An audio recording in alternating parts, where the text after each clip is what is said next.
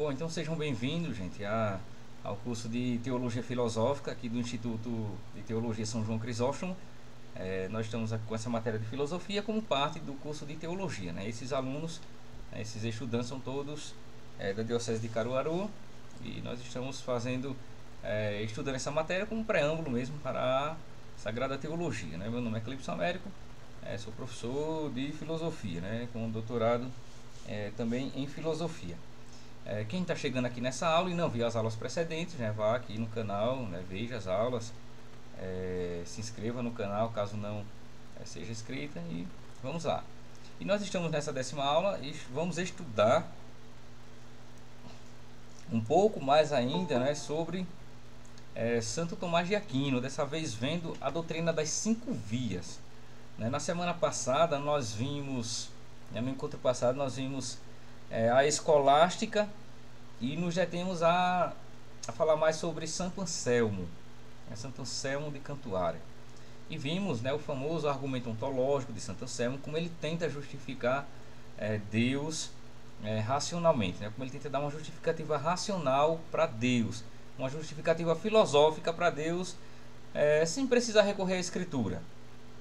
Né, uma vez que as Escrituras elas são para aqueles que creem.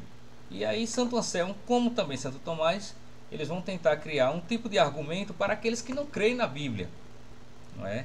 Para aqueles que não creem. Então essa é a ideia. E hoje vamos ver outro argumento muito bonito, né? Muito profundo, muito permanente, porque apesar de passados 700 anos, a argumentação de Santo Tomás ela permanece de pé, não é? Com um argumento lógico, né, que ele vai construir um argumento a posteriori, e é a chamada doutrina das 5 vias. Então vocês anotem aí no caderninho de vocês as 5 vias, coloquem assim, doutrina das 5 vias,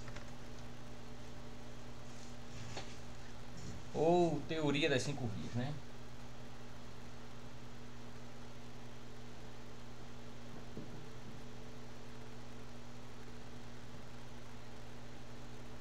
Doutrina das 5 vias.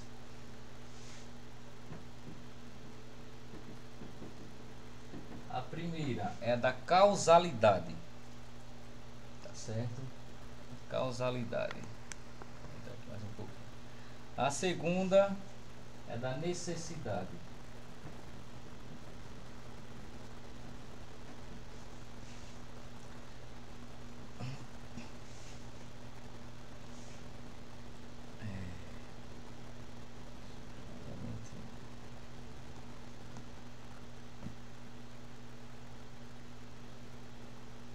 Pera aí, gente, desculpa. Eu antecipei um aqui.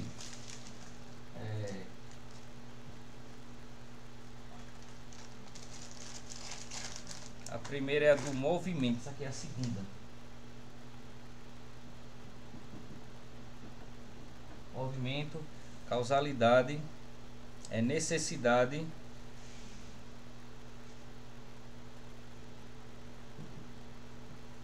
os graus de perfeição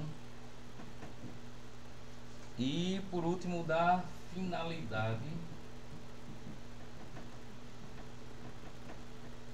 ou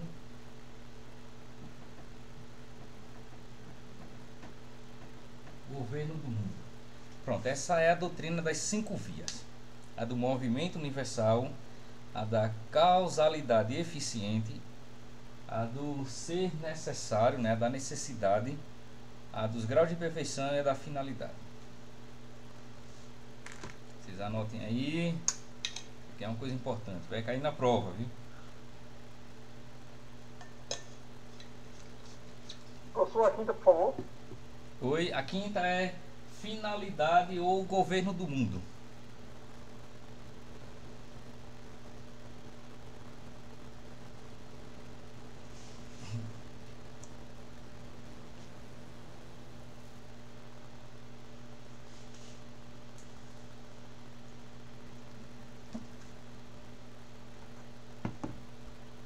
Bom, eu vou ler aqui para vocês o texto de Santo Tomás que está aqui presente nesta obra aqui, na Suma Teológica, né, nesta coleção aqui da editora Eclésia, está no volume 1º. Tem a Suma Teológica. A grande obra de Santo Tomás é a Suma Teológica. Ele tem outras grandes obras, como a Suma contra os Gentios, e enfim, né? Ele tem uma infinidade de livros, né? Santo Tomás realmente tem uma infinidade de livros. Essa Suma Teológica, ela é um negócio gigantesco, viu? Nessa coleção aqui, Aldo, ela está na página 39, a doutrina das 5 vias, que é a questão segunda no artigo 3º, tá certo? Aí veja, tem ela tanto pela Eclésia quanto também tem ela pela editora Loyola. Pela Eclésia são 5 volumes desse daqui, são 5 volumes, igual a esse aqui, é um negócio realmente gigantesco. E pela editora Loyola, ela está em 9 volumes, salvo engano, porque lá tem a parte em português e latim. Aqui tem apenas a parte em português, tá? Essa pela Eclésia. Aí se torna mais barato, inclusive, também por isso. Então vamos lá. Isso está na questão segunda, no artigo 3º da Suma Teológica. Porque ele está tentando aí, gente, Santo Tomás, falar acerca da existência de Deus. Que Deus existe e por que Deus existe. E aí veja, antes da gente adentrar nas 5 vias propriamente dito, é preciso recordar, né, eu já falei isso para vocês em algum momento, que Santo Tomás, na condição de filósofo e de filósofo discípulo de Aristóteles, né, porque a gente pode dizer que Santo Tomás tem 2 grandes mestres. O maior, obviamente, é Cristo, né, o mestre espiritual. Agora, do ponto de vista filosófico, o grande mestre de Santo Tomás é Aristóteles, né? E ele vai tomar muita coisa da doutrina aristotélica acerca do divino, o que Aristóteles fala sobre Deus, mas embora Aristóteles não fale ainda sobre o Deus cristão, né? Até porque Aristóteles não conheceu o Deus bíblico, o Deus revelado. Aristóteles era um gentio, né? Um pagão grego, e simplesmente não teve contato com a revelação cristã, ou a revelação judaica, no caso, né? Porque como Aristóteles está 4 séculos antes de Cristo, então de modo algum ele conheceu a Cristo, nem a igreja, e também não conheceu o judaísmo, porque ele está no mundo helenístico ali que, né, ele, talvez no máximo tenha escutado falar, mas assim, muito longínquo, e assim mesmo não tem registro nenhum disso, né? No máximo ele tem escutado falar que tem um povo lá, né, às margens do Mediterrâneo, perto do Mediterrâneo, chamado Hebreus. Pronto, no máximo isso, mas não teve qualquer contato com as escrituras bíblicas, tá certo? E Santo Tomás e Aristóteles vai desenvolver muitos argumentos a favor de um divino, de um Deus, né? Que Santo Tomás vai tomar esse conjunto de argumentos e vai dar isso um sentido monoteísta. Que Aristóteles, quando está teorizando, não está pensando no Deus revelado, no Deus bíblico. Mas Santo Tomás vai dizer isso que Aristóteles fala sobre o Deus, né, serve para o Deus cristão. Então ele vai fazer disso, né, um instrumento para clarear, elucidar e tornar mais inteligível a ideia de Deus. Entende? Aí veja, a primeira via de Santo Tomás é a via do movimento. Ele toma essa ideia do movimento, gente, ele toma toda ela de Aristóteles, tá certo? A via do movimento. Então vamos lá, eu vou ler aqui na página 39, viu? Quem tiver com esse volume aqui, viu, Alto, caso você esteja. Sobre o movimento. Veja, por 5 vias pode-se provar a existência de Deus. Isso de Santo Tomás, certo? Tá aqui, onde eu estou lendo aqui nesse trechinho aqui. Por 5 vias pode-se provar a existência de Deus. A primeira e mais manifesta é a procedente do movimento. Pois é certo e verificado pelos sentidos que alguns seres são movidos neste mundo. Ora, todo o movido é movido por outro, ou todo movido por outro é. Porque nada é movido senão enquanto potencial, relativamente àquilo a que é movido, e um ser movente enquanto em ato. Pois mover não é senão levar alguma coisa da potência ao ato. E aí eu vou dar um pulinho lá para o meio, viu? Logo, é impossível uma coisa ser motora e movida, ou mover-se a si própria. No mesmo ponto de vista, E do mesmo modo, pois tudo que é movido há de ser por outro. Se, portanto, o motor também se move, é necessário seja movido por outro, e este por outro. Ora, não se pode assim proceder até ao infinito, porque não haveria nenhum primeiro motor e, por consequência, outro qualquer. Pois os motores segundos não movem, pois os motores segundos não movem, senão movidos pelo primeiro, como não move o báculo sem ser movido pela mão. Logo, é necessário chegar a um primeiro motor de nenhum outro movido, a qual todos dão o nome de Deus. Gente, eu clarear isso aqui um pouco. Pode parecer um pouco ininteligível, mas isso aqui é de uma riqueza imensa. Vejam, Santo Tomás está falando acerca do movimento universal. Ele está dizendo que é verificado, certo, que as coisas estão em movimento e que tudo que se move tem que ser movido por outro. Isso é óbvio, não é? Se, por exemplo, esse quadro se move, ele tem que ser movido por mim, né? Tudo que se move tem que ser movido por mim. Se eu quiser mexer aqui a tela, ela vai se mover porque eu estou movendo, né? Então tudo que se move tem que ser movido por outro. É assim, entende? No universo também as coisas estão em movimento. Santo Tomás ainda não tinha, né, a ideia, por exemplo, dos movimentos de rotação, translação, movimento das galáxias. Ele não tinha realmente essa ideia, né, porque na época dele a ciência não tinha esse desenvolvimento. Mas sem querer ele acertou, né? Tudo no mundo está em movimento, tudo no universo está em movimento, né? Então quando nós estudamos a astronomia, a gente sabe que tipo, a Terra está lá se movendo tanto em torno de si mesma quanto lá em torno do Sol. Isso é um movimento perfeito, um movimento regular, né? A partir desse movimento nós temos as estações do ano, né? A partir desse movimento nós temos o tempo, o horário e tudo mais. Pronto. Certo? Então, tudo é verdade que está em movimento. E tudo está sob leis de movimento. Você vê que tudo que se move no universo está sob leis de movimento. Aí o que Santo Tomás vai pensar é o seguinte: se tudo está em movimento e tudo que se move tem que ser movido por outro, porque nada move-se a si mesmo, né? Logo isso exige, né, um motor universal, né, um movente universal que move todas as coisas, mas que ele por si mesmo não pode ser movido. Porque se este motor universal ele move todas as coisas e ele também fosse movido por um outro, este outro que o move é que seria o motor primordial. Então tem que se admitir, não se pode retroceder ao infinito, e aí tem que se admitir que há um motor universal, primeiro, que não é movido por nada, e ele é quem movimenta todas as coisas que há no universo.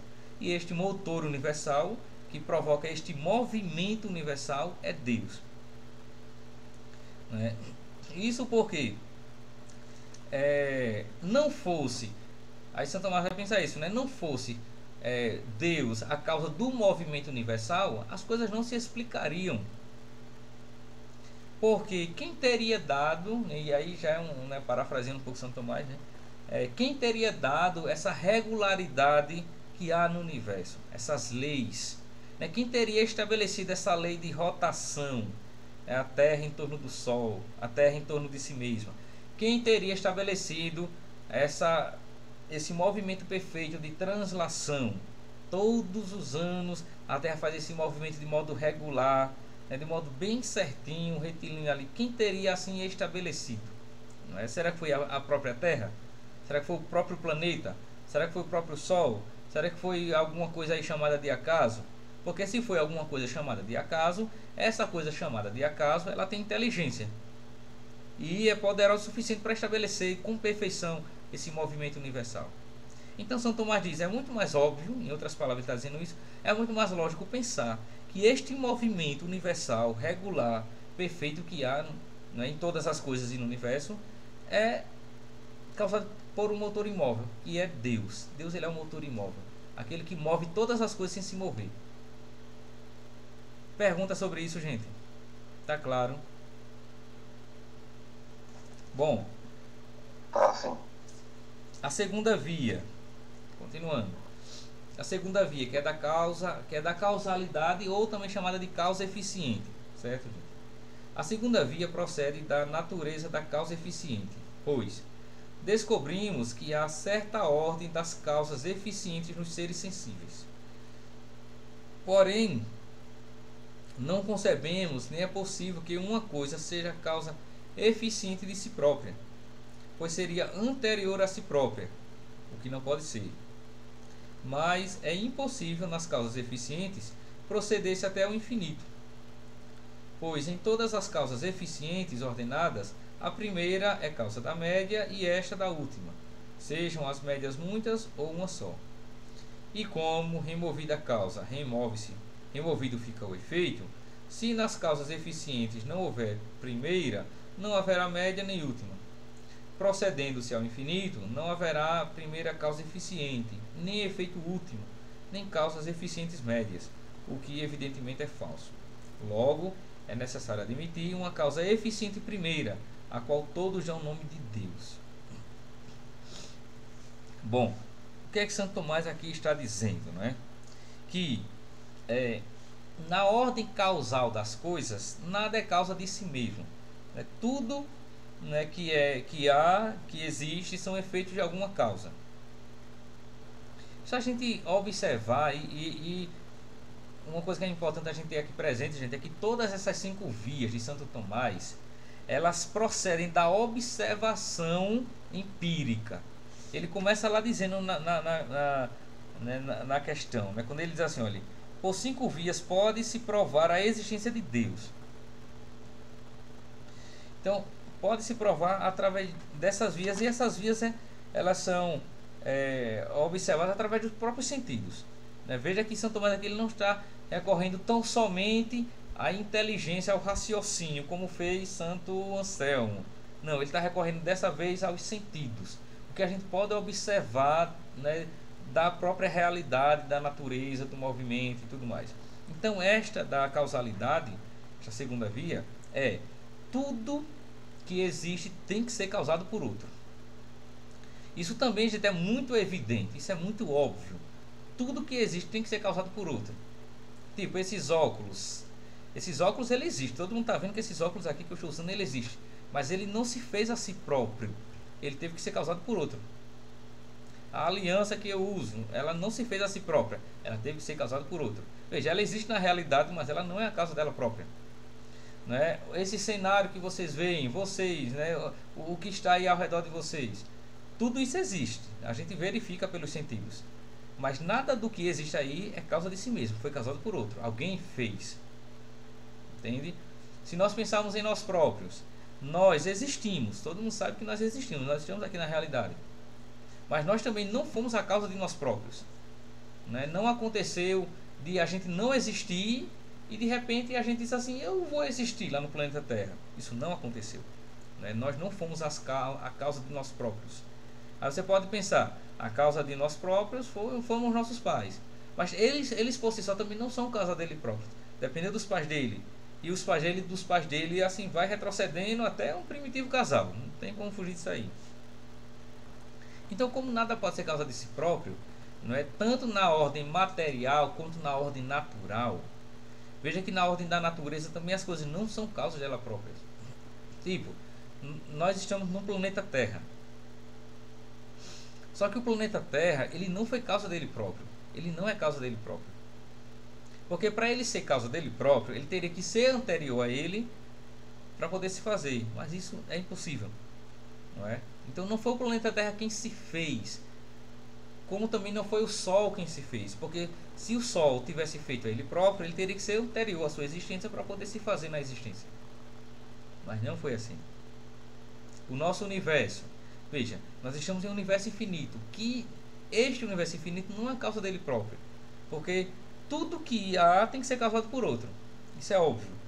Não é? E se o universo ele fosse a causa dele próprio, ele teria que ser anterior a ele próprio para poder se fazer.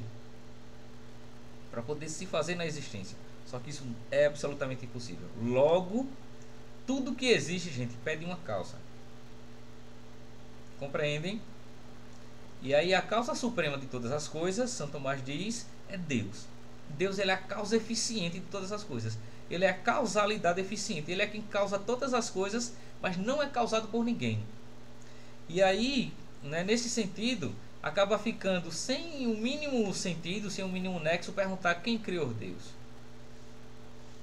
Porque aqueles que querem questionar a existência de Deus, eles vão se perguntar assim: quem criou Deus?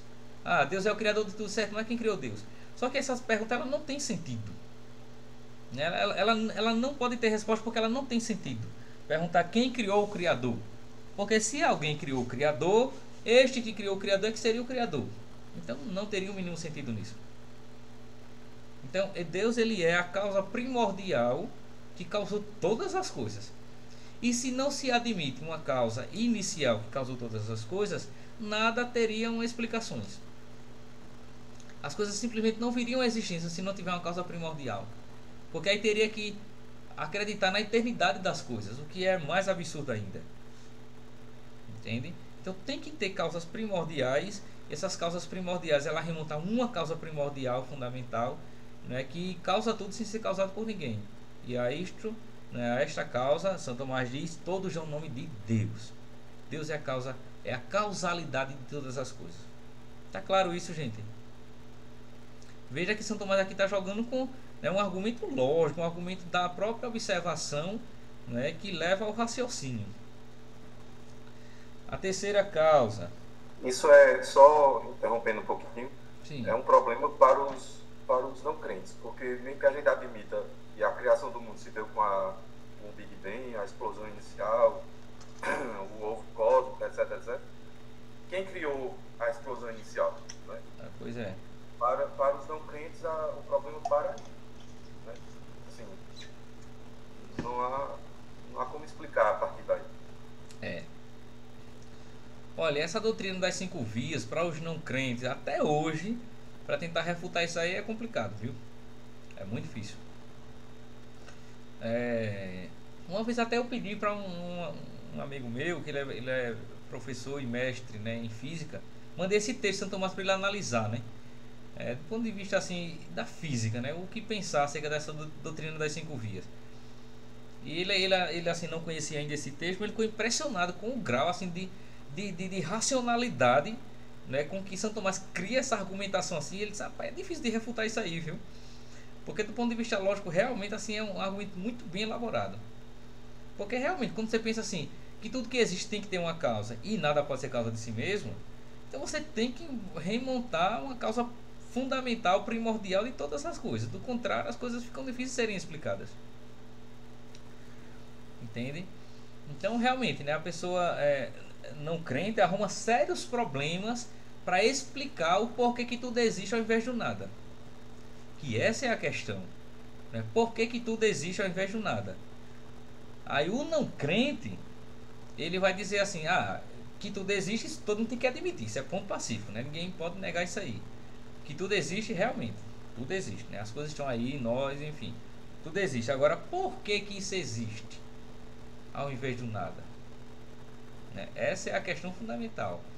Que aí, sob esse ponto de vista teológico, não é? São Tomás e outros vão dizer: tudo existe porque Deus quis que existisse.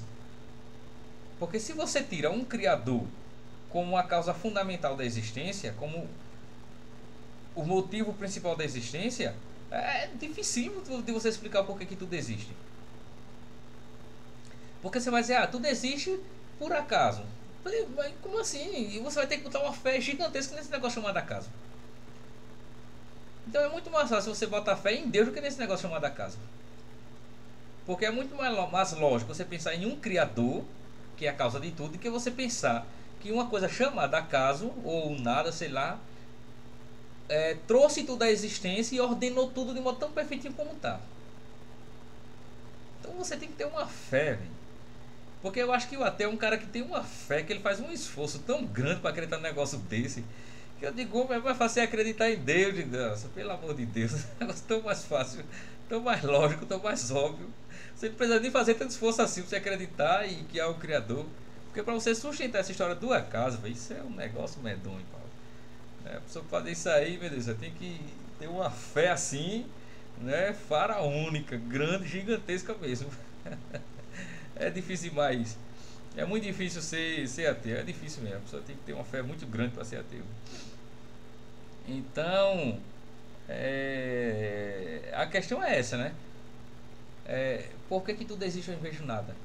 Entende? Só essa pergunta do porquê que tudo existe ao invés do nada, né, isso já leva à ideia de um Deus criador. Porque não tem como você explicar. Porque, por exemplo, seríamos nós, por acaso, o motivo da existência das coisas? Seria o ser humano? Absolutamente não seria o ser humano, né? Dado a nossa efemeridade. Nós existimos e amanhã a gente pode não estar mais aqui, ou até mais tarde. Ou de repente, sei lá, nos falta o ar aqui e acabou-se. Então o ser humano ele é tão efêmero, não é tão passageiro quanto uma folha que cai, né, de um pé de árvore. Então não seríamos nós a explicação das coisas, absolutamente não seríamos, porque nós somos seres contingentes. Gente, uma coisa que eu quero que vocês aprendam bem, viu, em filosofia, é a diferença entre contingente e necessário, que vai ser essa terceira via. A diferença entre o contingente e o que é necessário, certo? Aí vocês anotem aí abaixo, tá? Aí vocês colocam assim, contingente é diferente de necessário, certo? São duas coisas importantes que nós temos que ter claro quando nós falamos da existência das coisas, em relação às coisas que são contingentes e as coisas que são necessárias. Então, contingente, gente, ele é diferente de necessário. Compreende, Thaís, Manuel, Graça, Pedro, Ana Luísa, Rodrigo, Fátima, o José Costa chegou aí na área, Aldivânia. Compreendo. O Miguel e o Aldo, e o Felipe e o Paulo. Então vejam, vocês anotem aí, viu, gente?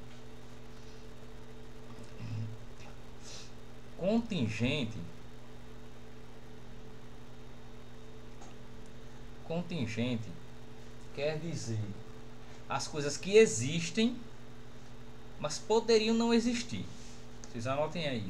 Contingente, aí coloque assim, igual, né? Igual as coisas que existem, mas poderiam não existir.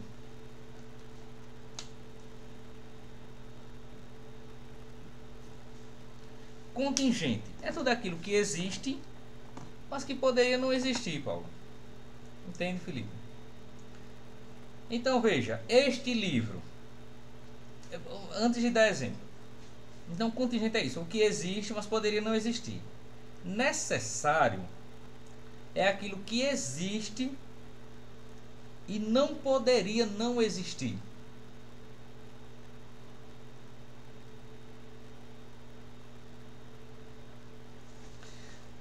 Ou seja, coloquem aí, ou seja, aquilo que é porque é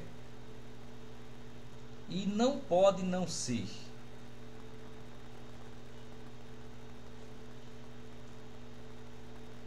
Certo? Necessário aquilo que existe e não poderia não existir, vírgula, ou seja, vírgula, aquilo que é porque é e não pode não ser.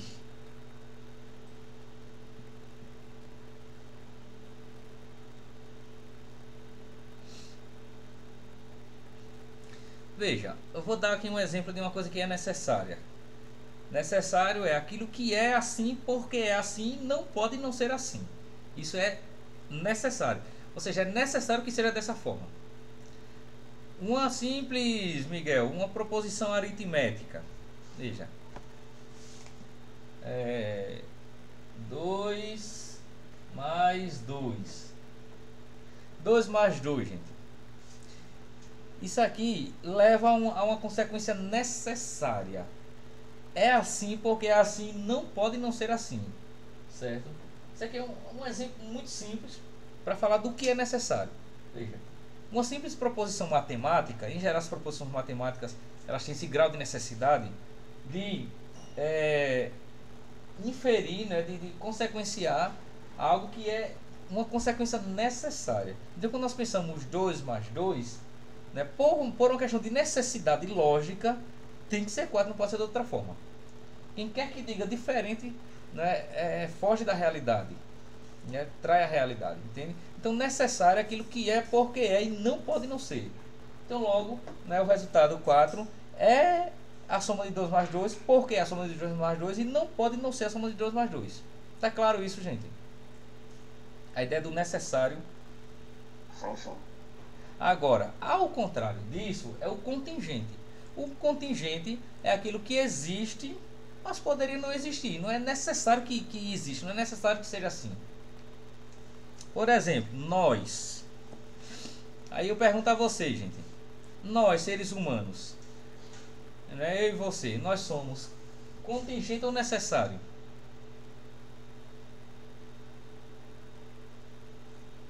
Me digam aí, essa eu quero até olhar para vocês. Vai. Até diminuir um Contingente. Contingente. Contingente.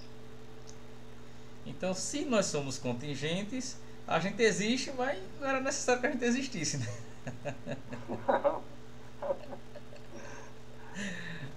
Isso aqui não é pra ninguém entrar em deprê não, viu, gente? Não é pra ninguém ficar, né, com a autoestima baixa, não. Mas veja, Aldivânia, nós existimos, né? Mas a gente poderia não existir, não é não? Porque nada no universo forçava que a gente existisse. Nada, nada, nada. E inclusive, algum dia nós vamos deixar de existir, ao menos nessa dimensão. Então nós somos seres estritamente contingentes. A gente existe, mas poderia não existir. Não é?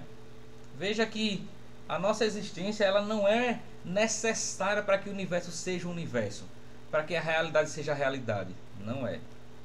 Não é?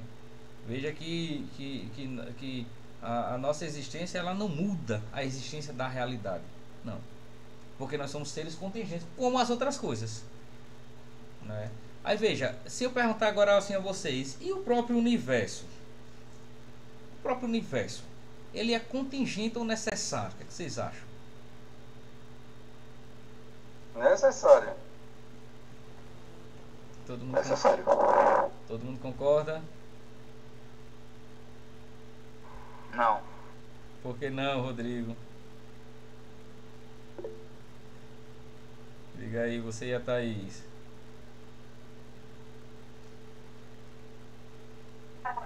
Porque o universo. Sim.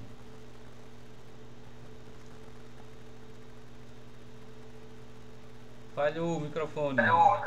Acho que porque o universo está dentro do contexto de criação. Não sei, alguma coisa do tipo. O universo, Deus é o rei do universo. Então Deus também está dentro está acima, né? Digamos assim, na situação de hierarquia. Está acima do universo. Então se o universo não existisse, de outra forma Deus manifestaria o seu querer. Tá. E você, Thaís?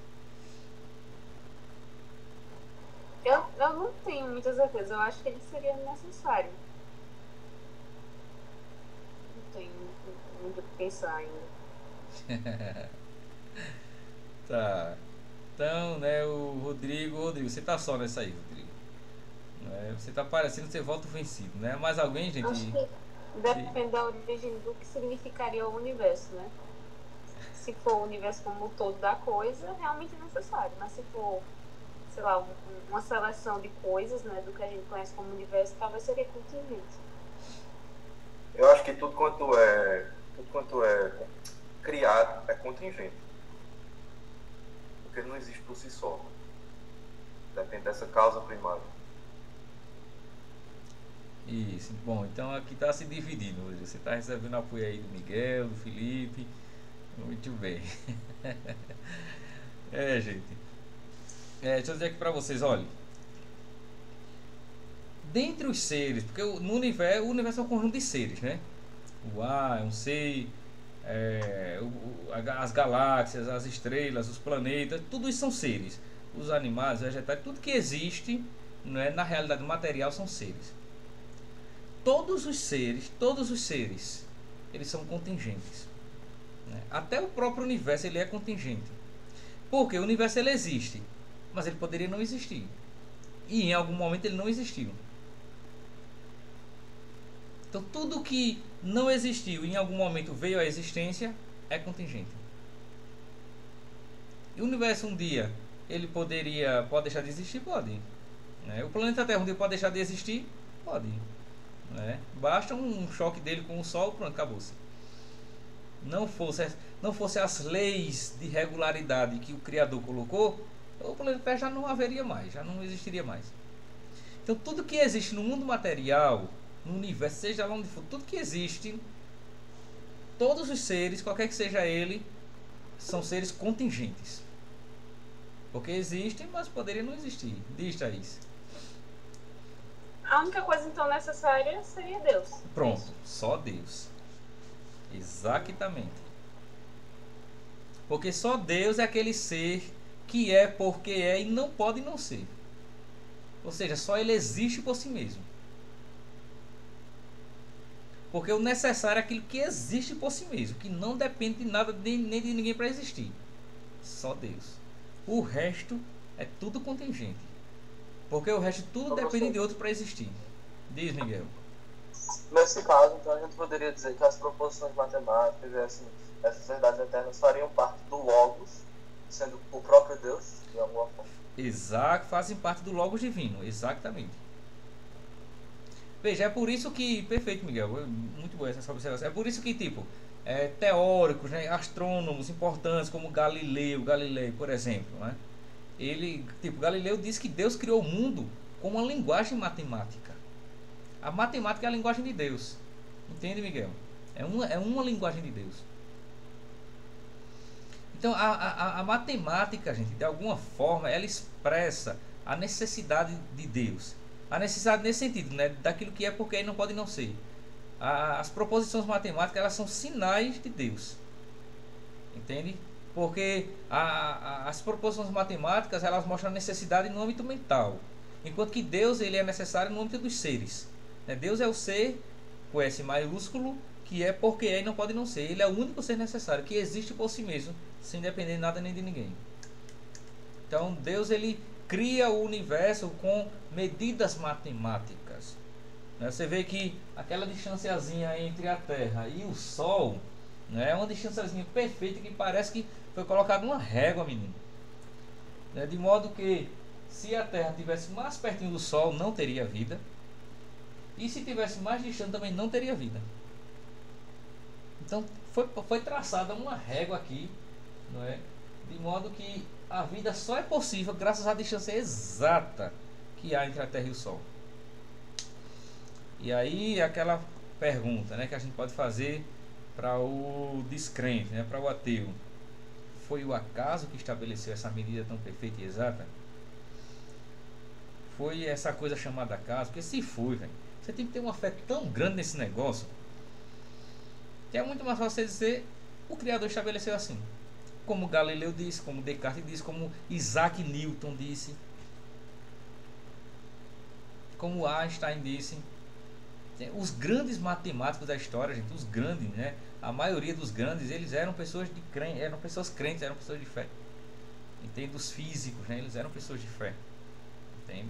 Porque quando você analisa a própria realidade natural, ela leva a ideia de um criador perfeito, geômetra, né? Deus como o perfeito geômetra, que criou tudo, né, com proporções, com medidas, não é, com simetria.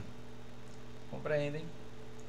Então, se tudo que existe é contingente, o contingente ele pede o necessário.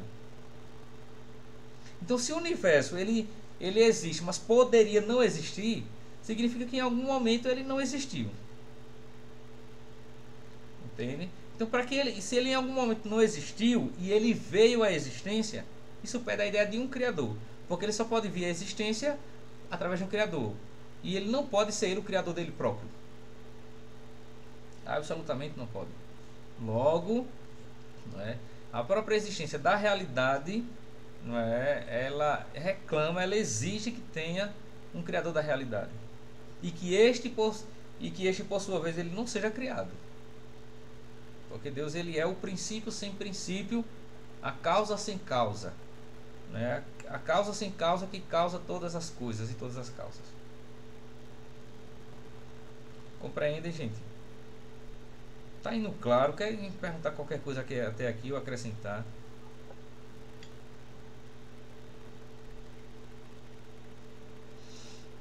Tá claro, sim. Tranquilo, professor. Pronto, perfeito.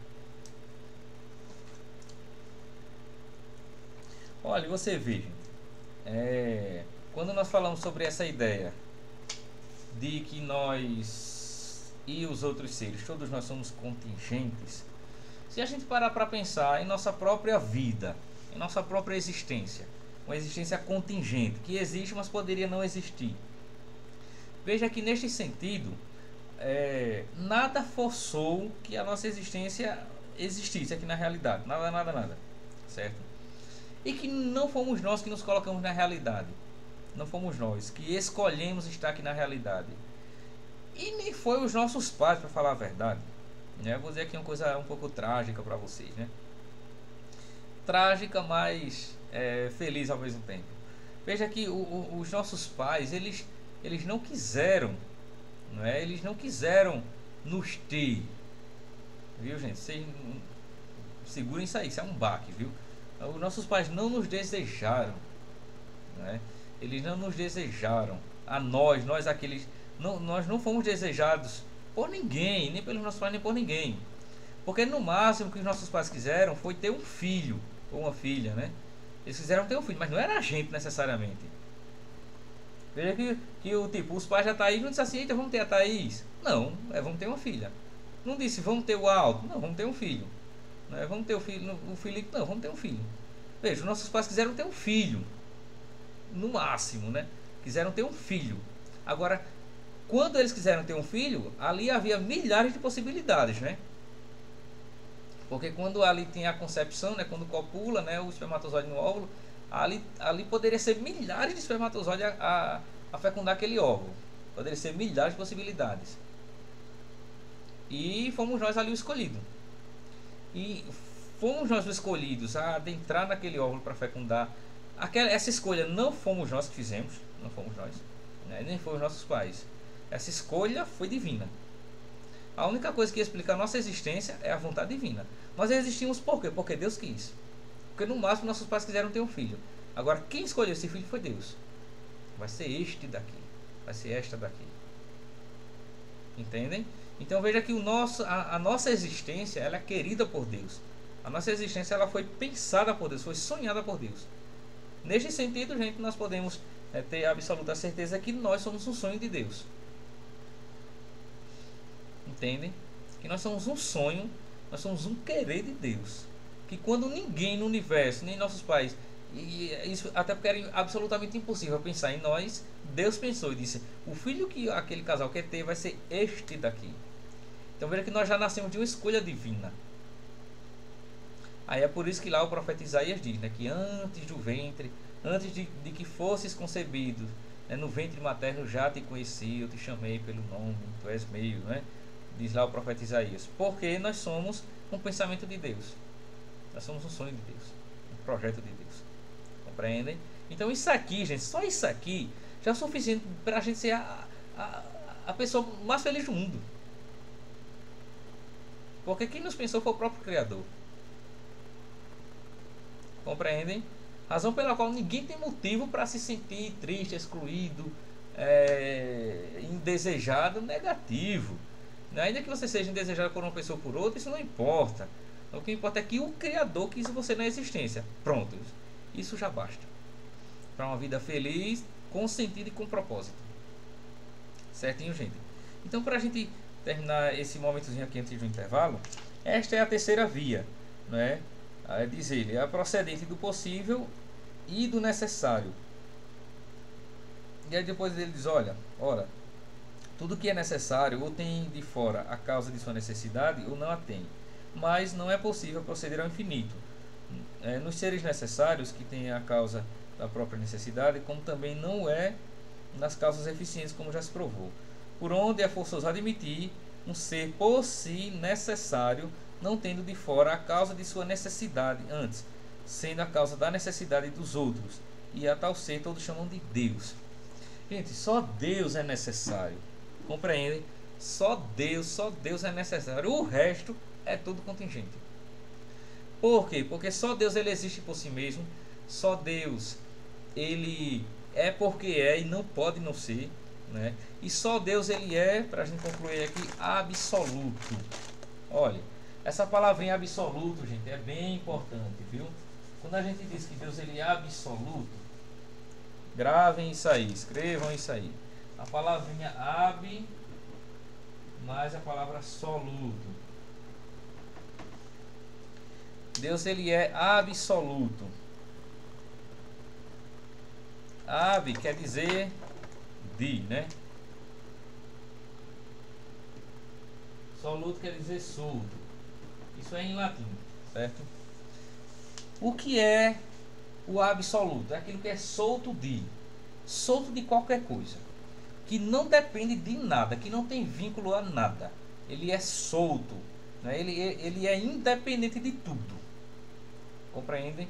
Ele é independente do tempo, do espaço, da gravidade, e ele é absoluto. Então, neste sentido, só Deus é absoluto. Só Deus é absoluto. Só Deus é solto de tudo. Entende? Veja que neste sentido a gente às vezes usa, né, a palavra absoluto de modo indiscriminado. Quando a gente às vezes diz, sei lá, eu absolutamente quero isto, né? Sempre a gente usa a palavra absoluto no dia a dia. Eu absolutamente gosto, absolutamente não sei. Mas é sempre um uso indevido. A gente usa, né, por costume mesmo, né, de linguagem. Mas a palavra absoluto mesmo, a rigor falando, é uma palavra que só cabe a Deus. Só Deus é absoluto. Só Deus é absolutamente absoluto. Só Deus. Porque só Ele é totalmente solto de qualquer coisa que não tem vínculo e não depende de nada nem de ninguém. Ele basta a Ele mesmo. Ele é por Ele próprio. Entende? E antes de tudo existir, Ele já era. É por isso que se diz, né, que Ele é o alfa e o ômega, né? Ele é o princípio e o fim de todas as coisas. Olha aí, o profeta Jeremias, capítulo 1, né? Antes de te formasse no ventre eu te conheci, antes que saísse da mãe, né, te santifiquei, e as nações te dei por profeta, né? Em resumo, Deus afirma que já conhecia e escolhera Jeremias como profeta antes mesmo dele nascer, perfeitamente. Entende? Que isso é uma fala muito comum entre os profetas, sobretudo os profetas maiores, né? O Jeremias, o Isaías, Ezequiel, enfim. Entende, gente? Então só Deus ele é absoluto, ok? Então vamos dar uma paradinha aqui para um breve recreio, um breve intervalozinho, e a gente volta daqui a pouco para a segunda parte aqui da nossa aula, tá certo? Até breve.